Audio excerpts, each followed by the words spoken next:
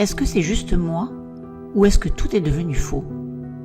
Pas seulement les sourires de façade ou les relations filtrées, mais le tissu même de ce que nous appelons notre réalité. Il y a quelque chose dans l'air de ce monde qui sonne creux, qui vibre faux, comme si tout avait été recouvert d'un vernis lisse, mais que sous ce vernis, il n'y avait rien d'autre qu'un grand vide. On te parle de démocratie, mais tu ne choisis rien. On te parle de santé, mais on te gave de poison dans l'assiette et dans l'esprit. On te parle de liberté, mais chaque mouvement, chaque parole, chaque pensée est peu à peu balisé, contrôlé, orienté, programmé. Quand tu oses sentir que quelque chose cloche à la racine, on te répond que tu exagères. On te dit que tu es trop sensible, trop radical, trop méfiant. Mais toi, au fond, tu sais. Tu ne peux pas l'expliquer avec des chiffres. C'est un ressenti, une intuition profonde, viscérale, impossible à taire. Tout dans ce monde est inversé. Ceux qui mentent sont récompensés.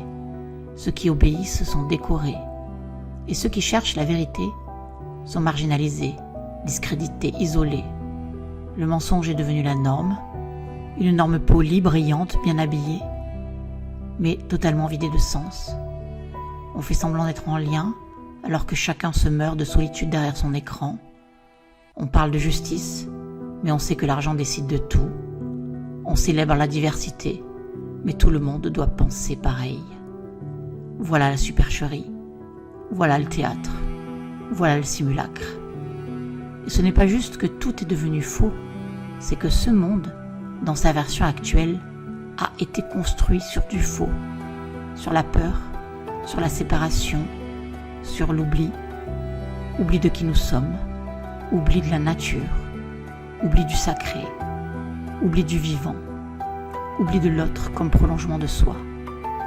Et pourtant, malgré la façade, malgré la pression sociale, malgré le rouleau compresseur du conformisme, il y a encore en toi cette voix, fragile mais intacte, silencieuse mais brûlante, cette voix qui refuse de pactiser avec le mensonge.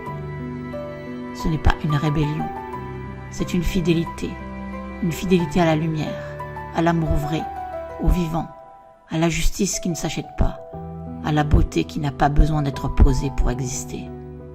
Alors non, ce n'est pas juste toi. Et si tu ressens ce malaise, cette fracture intérieure entre ce qui est dit et ce qui est vrai, c'est peut-être que tu es encore vivant dans un monde anesthésié et que ta lucidité, ton refus du faux, est déjà une forme de résistance sacrée.